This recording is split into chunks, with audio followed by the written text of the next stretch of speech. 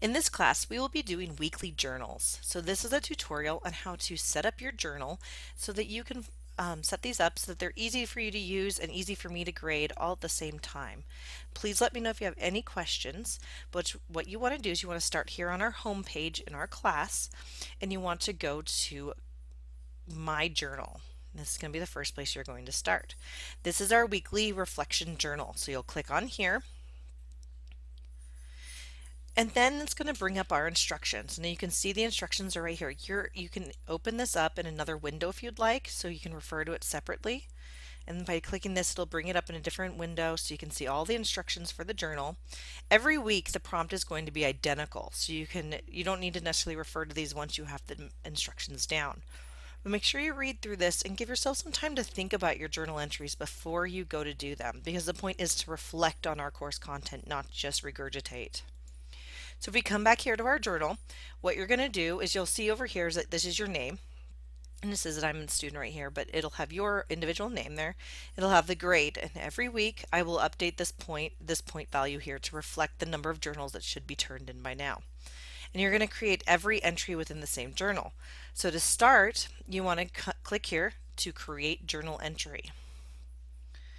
And so you would just name your journal. So let's say this is our chapter 1 reflection, and you can name it whatever you want. You can name it My Reflections, you can name it I don't like this chapter, whatever it is that makes you happy, you can do that.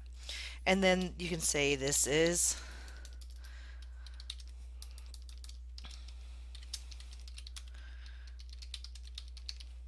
so you'll go ahead and type it in here. Now you can always type your entry in Word and then paste it into the box if you want, but make sure you always spell check before you turn in your file.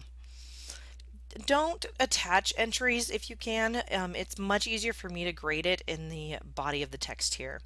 This just adds one more step and it gets a little bit more cumbersome for you and for me. So just type your entries right in here. Remember, this is not a formal essay, it's more of just a chance for you to think about what we've been talking about in class. So I don't want you to stress out too much about formatting and grammar. Then once you're done, you can either save it as a draft if you want to come back and look at it before posting it, or you can post your entry. So now I've posted my entry, and you're going to see here is that here is my first entry. And for every entry I make, there'll be another one down, and they're all going to be named with whatever they've been named. So try to give them a unique identifier each time. So you can name them by the chapter, by date. If you want to post a comment, you can comment here and add any additional information, or you can also edit or delete it. So that gives you a lot of flexibility in your journal entries. If you'd like to see the rubric so you can see how it breaks down, even though it's already in this sheet here, you can click in here to view rubric, and that will go ahead and bring up the rubric for you to see it. And I will use that to grade it. And that is how you make your journal entries. So every week when you come in, just click this button over here to create a new journal entry and you will be set.